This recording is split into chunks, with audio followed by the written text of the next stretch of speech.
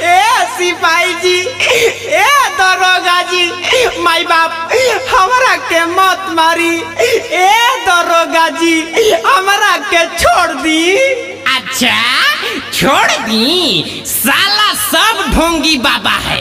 एगो तो आसारामो था, एगो राम रहीम आया, एगो ये साला पैदा हुआ है नया पर। सब समाज में गंदगी फैला के रखा है लोग।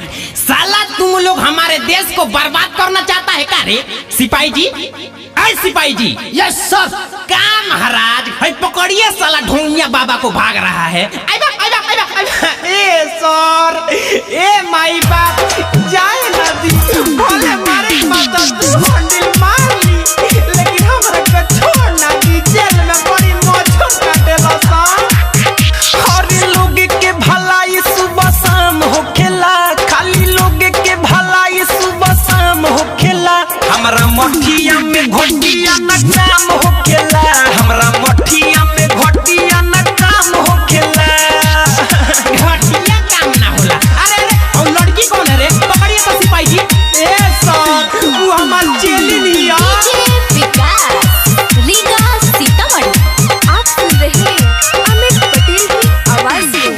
लोगे खाती जिए निया, लोगे खाती मरे नी, लोगे के भलाई खाती झाड़ फूक करे नी। हे दरोगा जी, लोगे खाती जिए निया, लोगे खाती मरे नी, लोगे के भलाई खाती झाड़ फूक करे नी। हमारे दवाई से आराम होखेला, हमारे दवाई से आराम होखेला। हमरा मठिया में घोटिया न काम होखेला, हमरा मठिया में घोटिया न काम होखेला।